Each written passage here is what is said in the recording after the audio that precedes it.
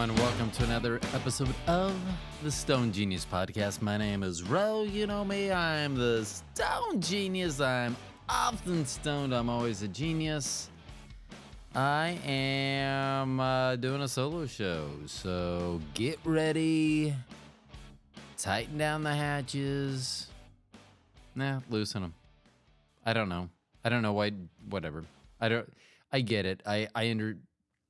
And I don't think it's tighten. I think it's another word. I think it's batten down. I don't know.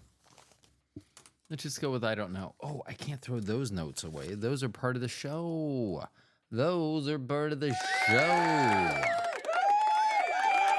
First of all, I want to thank some guests that recently were on the podcast, recently recorded with the podcast, returned to the podcast, all of the above.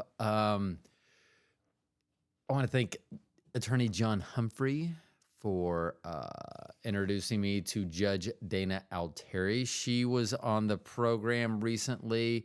That was weird because as an elected official, it seemed like a tense conversation. Also, she's a judge.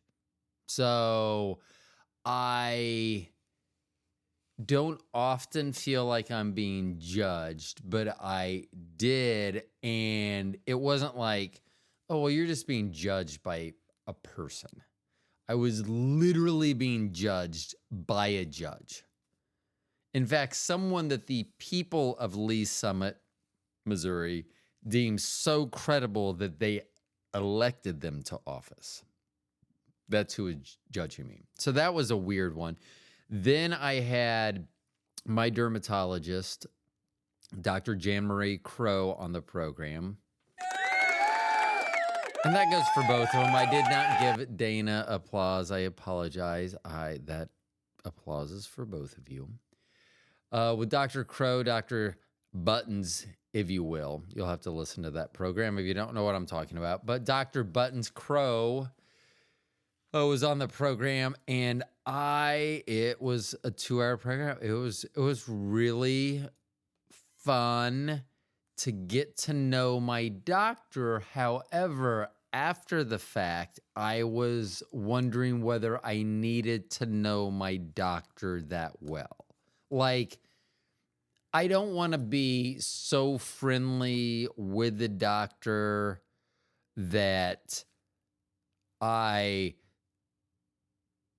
don't want to bother them or overly bother them. Like, oh, I don't want to bring this up, or, oh, I should just call them. So see, that's the weird thing now, is that I have my doctor's number where I can text them, because we're texting back and forth about being on the show.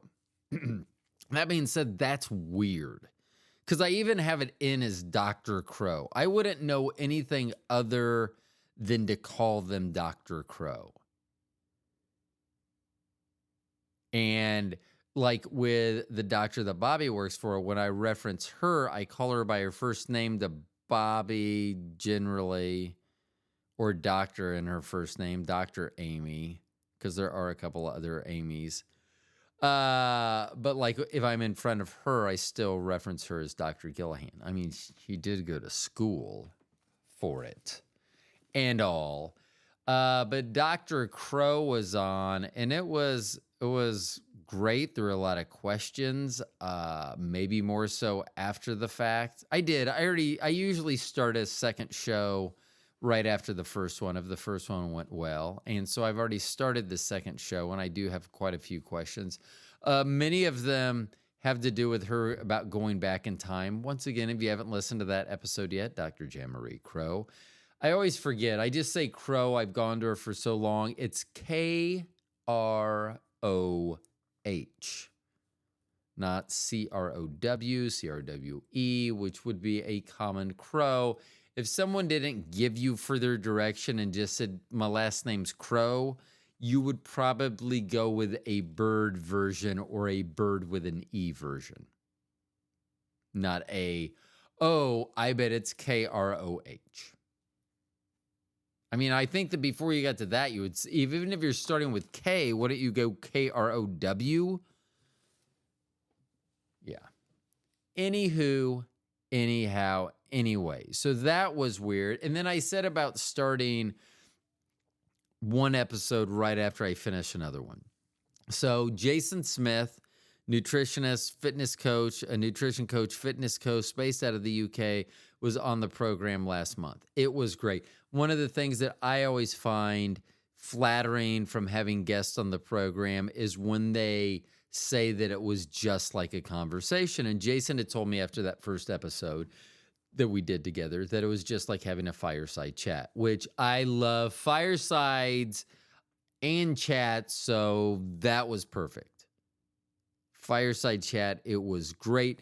As soon as we got done with recording that episode, I was introducing Bobbi to Jason's Instagram account, which is at fitinmidlife.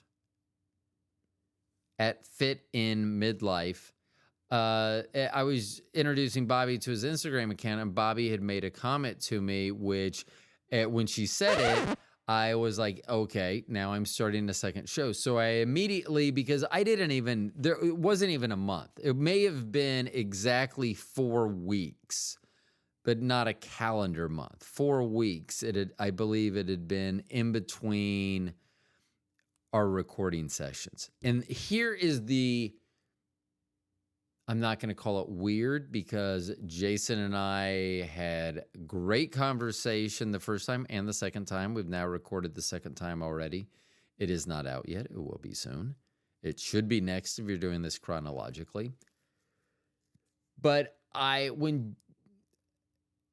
so the number 1 and number 2 ranked shows is a gentleman that has a very robust social media. He has a very big media presence.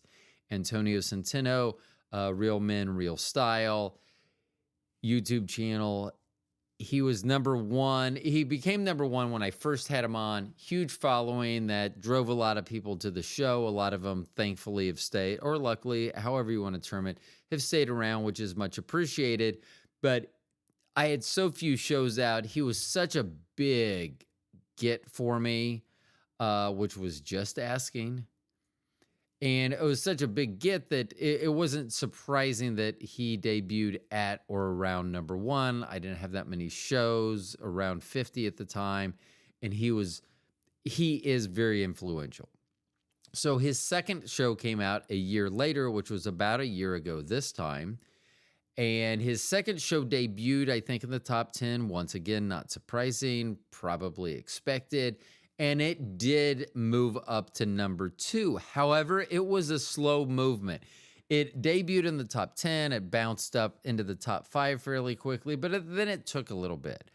Number 2 for the longest time were the Tennis Gals Plus Me episode, which is really 4 drunk women running the show for nearly 4 hours while I just kind of narrate in the background. Not even narrate in the background. I am literally talking about losing control of that episode while I have lost control. It would be like me being a hostage, which in some cases I was in this instance. But it was almost like I was a hostage, but describing my hostage situation while it's going on. Yeah.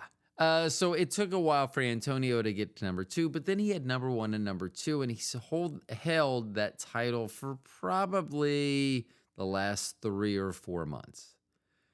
And then here comes Jason. We put it out a month ago. And he has a very robust following. What he does is great. It's a great topic. It was a great conversation. I don't do well with social media. He does extremely well. He's very adept at it. So I would like to say thank you to him. I'm sure that a lot of the additional new traffic that we got for that episode, and it has hung around and downloaded other episodes as well. It debuted in the top 10, which was fine, but I have 300 episodes out. It's not like I had 50. When Antonio was first episode, it was around 50-ish when he was first out. So that was much different because he debuted. I had 300 episodes. Even if he debuted in the top 100 and then moved his way up, that would have been more expected or anticipated than what happened. Debuted top 10, almost immediately top 5, and I mean consistent even to this day. I have not looked today, and I told him this. We recorded earlier today, which will be the next episode out after this one. But I told him I didn't look, and there was still a big enough gap in there between 1 and 2, but he had passed, and he was firmly established as the number 2 episode and still moving up, so it was great that I wanted to have him back on to talk about specific things, and the fact that the episode did so well, that's only great. Which probably means before 10 minutes in, I should say, hey, if you haven't already, like, subscribe, follow, whatever you need to do to just show interest in the show. It'd be much appreciated. As the show continues to go on, I will do my best to find guests that I hope that you like. I will tell you that the guests that I pick are guests that I really enjoy. There is a dilemma that I'm having right now, that there is a person who I've talked about being on the podcast before, and now they're showing a lot of interest, and they are being more proactive about reaching out to me as opposed to me reaching out to them. So they're more proactive in reaching out to me to try to be on the podcast, and I've kind of slow rolled it because here's my problem. I just can't write. When I was getting ready to do Dr. Crow's episode and Jason's recent episode, those are the two that are going to sandwich this episode. I was going back and forth and writing notes, and then as I was writing a note for Jason, I would think of a note for Dr. Crow, and I'd go back. In fact, it got so bad that at one point I wrote like 3 pretty robust, probably 8 to 10 lines for these 3 notes on the wrong page. They were for Jason. I wrote it under Dr. Crow, and so I did rectify that because those questions, if asked to Dr. Crow, definitely would not have made any sense. So the people that I have on, once again, I reached out in a very unconventional way to Jason. It was the same way I reached out to Antonio. I have been afforded the very good luck and grace to be able to reach out in unconventional ways and have people reach back out or respond to me positively and be part of the program. So that's pretty cool. And it's appreciated. And the talk that Jason and I had was very, very good today as well. You'll very much enjoy it. Very different. I wouldn't say very different, but we do talk about a lot of things because Bobbi stopped me in my tracks. After the show, Bobbi had asked me whether I was willing to do the work needed to go from where I am now to where Jason is. That's not the right sound. The sound would have been. Oh, actually, the sound. Let's do this again. Here's Bobbi's. Hey, are you willing to put in the work to try to get from where you are now to get to where Jason is? Because that would have been a joke. We both know that answer. The answer is a resounding no. There is absolutely no way that I'm fine. At one point, I had a 6-pack. I was running when I was playing basketball all the time, and it just, it was there, and I very much enjoyed it. Now I have definition, and I'm fine with that. I am. So Jason and I do talk about this. I don't want to ruin his episode, but we do talk a little bit about that now. I don't want to say that I am Well, I am. I'm always vain. So I posted a picture. If you follow on Instagram at the Stone Genius, if you follow on Instagram, I posted a picture with Dr. Crow's episode that showed my body when I had psoriasis. It was a picture of my back, and then now that it's in remission because of the medicine that I take, showed a picture of my back. And the first thing that I'm used to my back, I'm used to my psoriasis being unseen at this point. So I'm used to that. So when I saw the picture of my back, all I could think of is I should have been flexing during this because I have a nice shape going on. I have a nice V. For me, I enjoy that. Especially, so I get vain, and we talked about some of that. It's a great talk. So everyone that made it so popular, made Jason so popular the first time, I'm sure that you all will do it again this time. It was a super, super chat. I'm going to leave him alone. He has him holidays, or what we like to call here in America, vacations coming up. So hopefully near the end of summer, we can see how that changes and whether, because that will be good. I will already start that show because whether I talk about our dog having a summer body and a winter body. Generally, our Dobermans have run 5 pounds heavier, 5 to 7 pounds heavier in the winter than they do the summer. It's just the lack of physical. They just are not running outside. Dakota really doesn't have that problem because because of her surgeries and things, she's about the same level of activity regardless of the time of year, not more active one time or the other. So she probably gets walked just as much when it's cold out as she does because we don't have to deal with ice or snow that often here. So she's different. She's more of a static weight throughout the season. But I would be interested in knowing how he mitigates that or would change that. So see, now I already have new questions for him, but that will be good. And then we'll also be able to do a lot more catching up. So I assume the first 2 episodes with him were about an hour and a half each.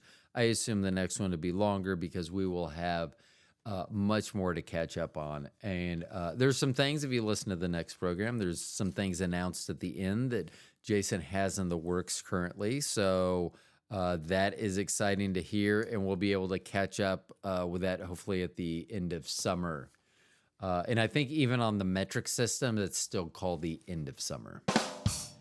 Let's see what else is going on. What other notes? Often the pages of notes, especially if it's a solo show, almost definitely if it's a solo show, often when it's a guest show, but when it's a solo show, often my notes look like if you knew someone with Tourette's, but they wrote everything down. That's kind of because, like, I have in a bubble, a circle, suits in capital letters, capital block letters, suits, 3 exclamation points encircled, bubble, whatever you want to call it. So suits. So I'm screaming suits. And then next to that is a note about our oldest. It said, Mo is just like me. Which prison gang do you think she'll be in? And I have not watched The Orange is the New Black. And I know I said The Orange, and I think it's just Orange is the New Black. I haven't watched that. I don't know if that has any pertinent information on that. But if Morgan Mo has not given that thought, I hope that neither one of us end up in prison. But I will say that if there were people in our family, like the 4 of us, that were going to end up in prison, it definitely would go me, Mo, and then I can't see Bobbi or Trinity, either one of them. Or they would both do something together, and then they would go. So anyway. So yeah, so I have Mo is just like me, prison gang, ? Suits, 3 exclamation points. And then let's see. I talk a lot about being surprised. So I thought about, because I'm always contemplating personal safety, putting, situational awareness, things of that nature. And I thought about this interesting thing. If someone was going to go after me, and probably one of the most exposed places you're going to be is in the bathroom. A lot of people, even everyday carry type people, they don't take their guns in the bathroom. I don't understand that. It's not outside the shower while they're showering. I mean, what good is it? I mean, that's when you're the most vulnerable, probably, and the least situationally aware. And I thought it was funny because if someone tried to come and get me, a hitman is sent to get me, and they think that's the time. They need to do it like in a quiet, um, uh, delivery, and they feel like that's the setting to be. So unless they literally knew my routine, and I would be interested in asking Bobbi and the kids what their times are. From the time I turn the shower on, and I don't need any blowback about the waste of water, blah, blah, blah, yada. I get it. I understand. Trust me. You know what? I make up for it in other ways. My water consumption or lack thereof. But with showering, I typically will turn the shower on X number of minutes before I actually get in the shower.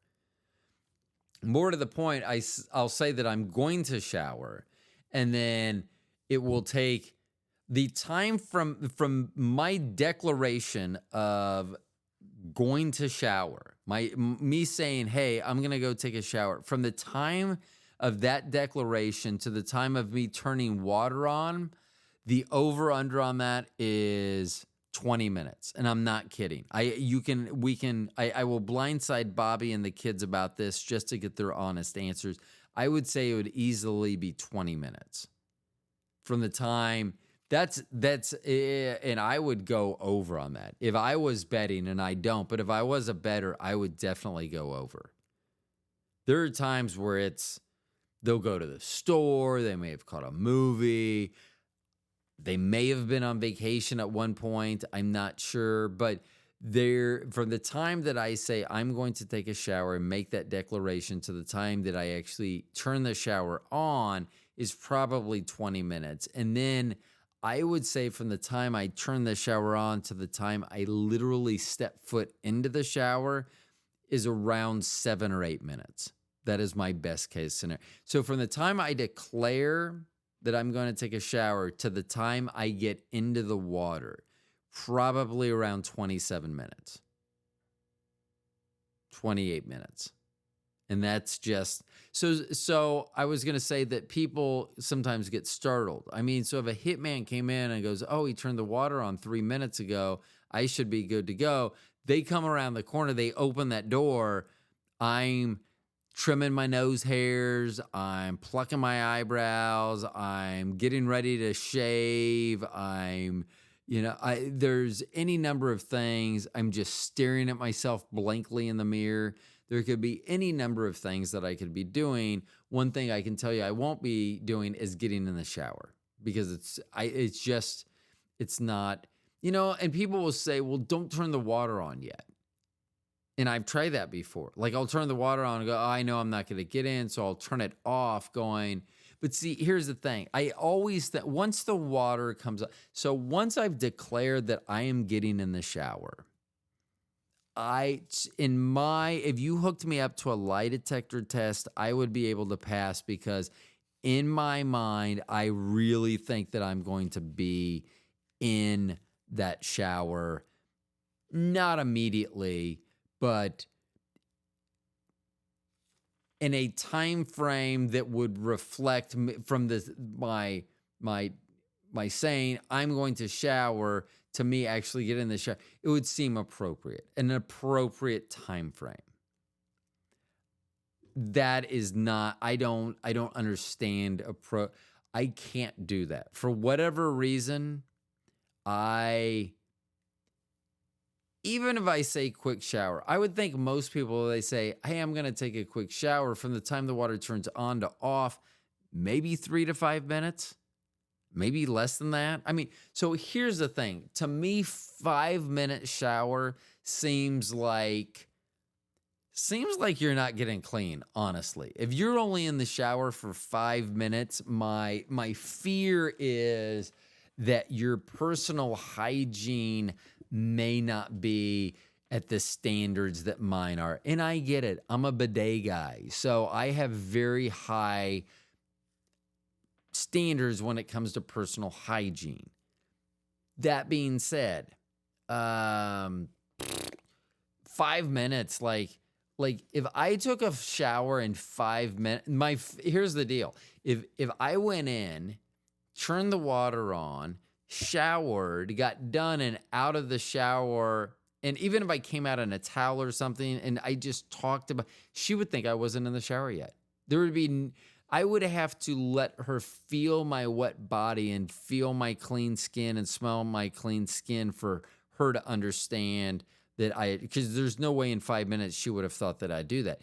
Secondly, as I'm talking this out, I'm like, well, she'd have to feel my clean skin. How do you get clean in 5 minutes? I don't understand that either. I mean, I am working on certain areas of my body for 5 minutes. I should have had my finger ready for that. And not the first time I've said that tonight. Anyhow. Anyway, what other notes do I have out here? Let's see. So, showering. Funny stuff. Let's talk about funny stuff that Bobbi says. I have a couple of different instances for this. So we were watching something, and they were doing like speed dating or something like that. And so that's when you meet someone very briefly at a table or something, and you have 30 seconds. And so the question was, how many sexual partners have you had? And Bobbi was getting up off the couch as we're watching this. Don't remember the show. And the question was, how many sexual partners do you have?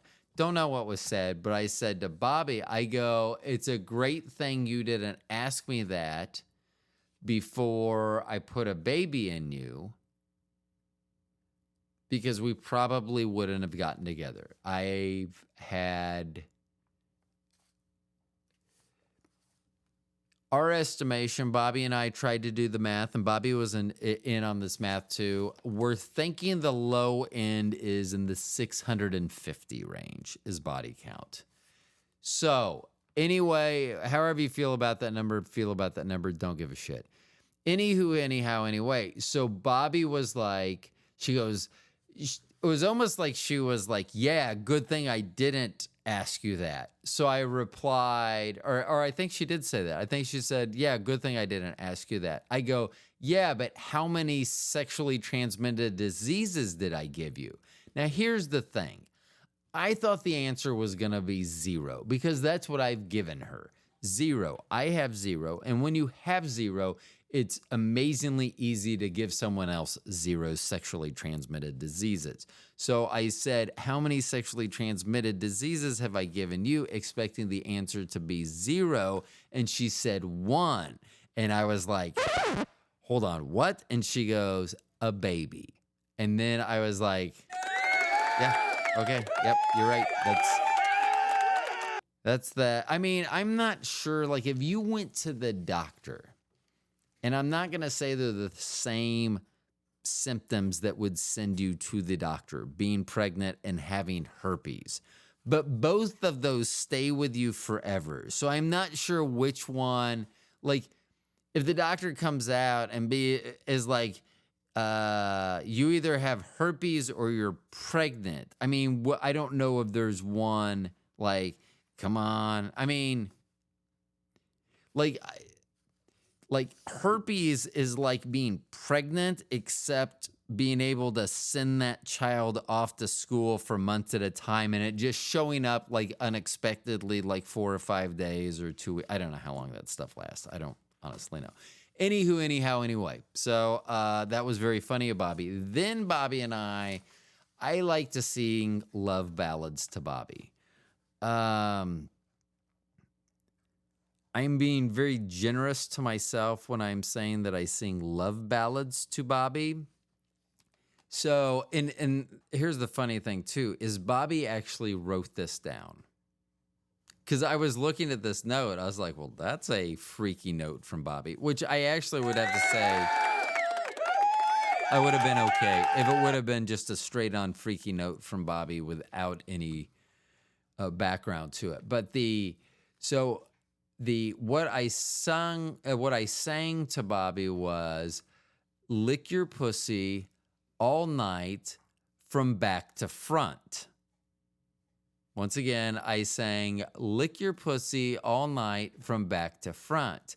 Bobby's like, you could have made that rhyme. And I was like, yes, I know that now. But here's the deal. So Bobby said I should have said left to right. So she thought I should change it and say lick your pussy all night from left to right. It rhymes. Here's the problem. That's not the those weren't the words I was. So I changed it from. So I made it. I was leaving it from back to front. That's not the word that I was changing. When Bobby told me, if you're gonna have lyrics like this, and if it's my song, of course I'm gonna have lyrics like this. The lyrics like this say, "Lick your pussy all night from back to front." So Bobby says once again, should have said left to right. So lick your pussy all night from left to right. That is. I mean, I know Bobby doesn't listen to the type of music that I really listen to unless she's with me, which is most of the time. But those are very appropriate song. The very appropriate lyrics. Once again, I did not change back to front. That is, I left back to front, and I changed it is, once again, the original was lick your pussy all night from back to front. Bobby said it should have been lick your pussy all night from left to right. Boom. Mine was lick your cunt all night from back to front. So you're welcome. You're welcome. Yeah. So that's how Bobby and I differ. Because it was funny when she goes, you could have made that rhyme. I actually said, I know that now when I said it out loud. But it's funny how different approaches we took to how we changed the rhyming scheme. And I do think that was a great note to have too. I think I'm going to frame that. I'm going to get a little tiny frame. I'm going to put that on. I'm going to put it on my desk because it's obviously Bobby's handwriting. I mean, obvious to me. And so it will be just a reminder of, even though we may express our love language differently, at the end, something's getting licked. And left to right, front to back, it doesn't matter. We both know that even though the route to get there may be different, it may be left to right, it may be front to back, we know that the destination is the same. So, and that's really what counts. Let's see. Oh, here's another thing about Bobby. So I was singing a song. I was just singing a song. The song is called "Put It in Your Mouth," and it was funny because as I was walking in the living room and I'm singing "Put It in Your Mouth," and I make eye contact with Bobby, she immediately reaches out, grabs the remote, and turns the volume up. Nothing got put in anyone's mouth either. Bobby and I just watched One Love, the Bob Marley film. Very good film. I enjoyed it. I was a big Bob Marley fan. And here's what I was thinking. I was like watching the concerts that they were having. And the people, if you were like 18 years old then, you would be like late 60s, like around 70 years old right now. So a 70-year-old could have gone to a Bob Marley concert and still have very, well, I don't know. I'm not 70, so I don't know how I'm going to remember stuff at 70, but I remember stuff that I did at 18. So I was thinking that is amazing that these people went to those concerts, saw Bob Marley live, and they're still around and have those memories and talk about it. That being said, I would like to know, did they understand, were they fully aware of Bob Marley's impact on culture and music and everything at that point, or was he just a superstar at that time? Because what I was thinking, maybe they didn't know. Maybe it was Bob Marley, and you didn't know until after the fact. He passes away, and then things happen. So what I was thinking, how about in 50 years from now that we're talking about Cupcake the same way we do Bob Marley? And I know that sounds outrageous now, but who knows? And Bobby and I went to see Cupcake last September, and it was a fun concert. It was great. And how cool would that be? Oh, yeah. There's a movie about Cupcake out. I mean, in 50 years, I'm not going to be around to see it. So I guess that doesn't really work. So it'd have to be someone I would have seen when I was 18, not 55. Yeah, that's why I talk this stuff out. So thanks for listening. Let's see, what else do we have?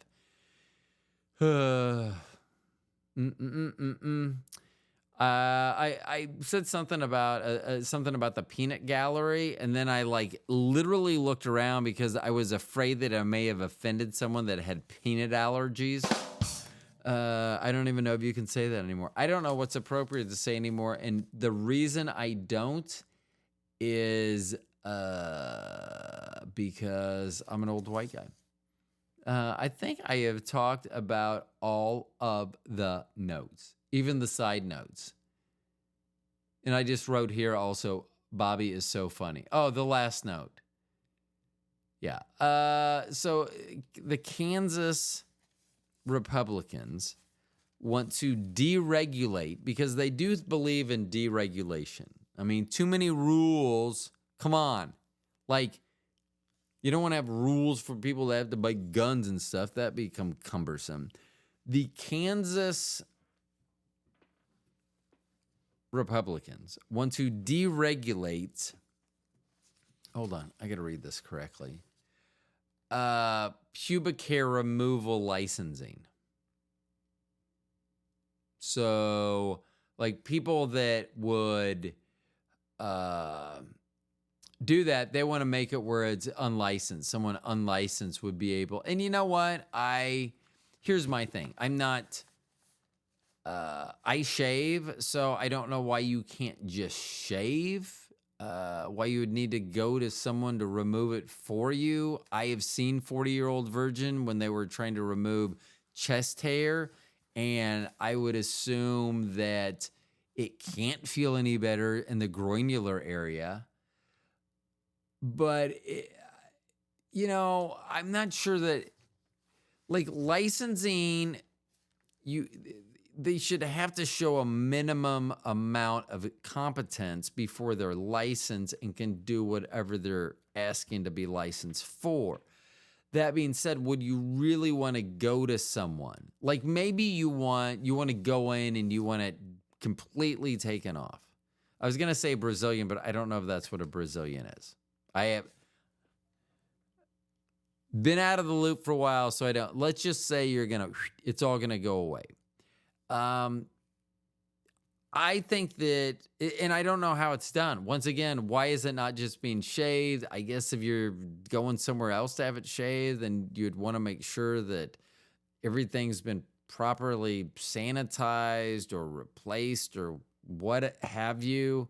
So I don't know why. I have a feeling, and this is what I wrote down. I'm just going to say it.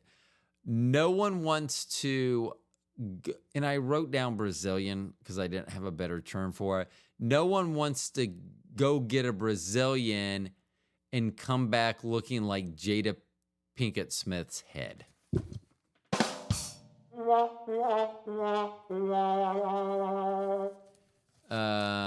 Yeah. You don't want I mean, and who do you go to? Like in no, thank you. Like once again, how do you not take care of that yourself? If it is so in need of attention, or there is so much hair going on down there, hopefully it's just hair. I mean, I was about to say like hair and other stuff, but I don't know what other stuff would be, and I don't want to know. Like if you had other stuff, don't want to know. Nope. So I don't know. Like I just don't, I can't see it being such a difficult interaction with your own pubic hair that you need to invite a third party in. I just find that difficult to believe. That being said, I find that difficult to believe. Okay, so let's see. Let's wrap this one up. This is I get it. Let's get on to the interview shows. Those are much better. The documentary, I believe that I am going to start shooting one of my documentaries. I have 2 documentaries and I don't know. I have an idea about a movie as well, but I don't. There are a couple different options, but I do have a couple of documentaries that I want to make. One that is going to be starting sooner rather than later. And I do think I have really put some effort into outlining this and getting this one started. I'm trying to find the components. There are specialists that I'm going to need, and it's going to be, I can't preview too much to them of what I need of them because I want to get their true reaction on camera. I want to have I want it to be an instantaneous feedback is what I want. Instant feedback. So we'll get to those shows. Let's see. Anything else? That's it. I did those notes. I have a thing about dad bods. Boo hiss dad bods. I'm trying to think real quick. If I had a choice, if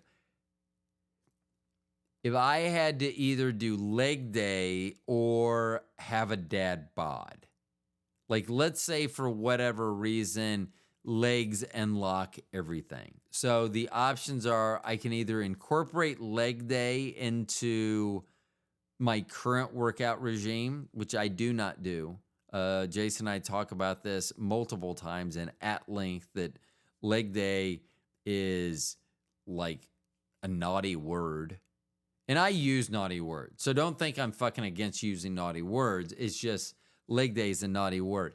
If I had the choice between participating in leg day on a routine and consistent basis, or if I didn't participate in that, no matter how hard I worked out, I would have a dad bod.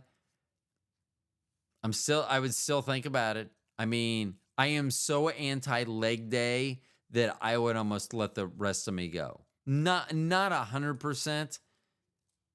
And I don't know if I could, like I would have to have like some preview of what I would look like with a dad bod. Because there's different shapes. Most of them look like pears, but there's different shapes. And none of them are appealing to me, quite honestly. So I may incorporate leg day. Because that seems like a lot less. But if you think about it, if I'm not doing leg day and I'm going to have a dad bod, can't I just really give up everything at that point? No working out, no walking like I do. Give up all of those things. So that sounds pretty advantageous as well. I would definitely have to consider both options seriously. I wouldn't just be able to say, oh, I'll do leg day because I don't want a dad bod. I mean, I'm 56. I mean, if I had a dad bod, people would still be like, oh, you have a dad bod. So I think I would still be okay. but I'm not sure I would the other way. Anyway, we have great interviews coming up. The documentary, I'm hoping to start that soon. I believe I'm probably going to let portions out week by week, and then we'll have the complete documentary at the end of the time as well. I'm really looking forward to that. I'm learning a lot of new stuff that way. I've ordered new equipment, so I'm learning to do new equipment as well. So it's very fun. I'm very excited for not only for me to be working on that, just because I feel a sense of happiness and completion as I'm doing that, but it's just super cool. So anyway, thank you all for listening to the program. If you haven't been listening to the other programs, there are a lot of great shows throughout. Judge Dana Altieri, Dr. Jan-Marie Crow, Jason will be back on the next episode. Please listen to some of those. We've been having great talks, and that's what it's all about, at least on my end. So I hope you all enjoy it too. I'm going to try to find my bong grip and everything to get us out of here. I think that's it. That is. Thanks for listening to the podcast. My name's Ro. This is the Stone Genius Podcast. I'll talk to y'all later.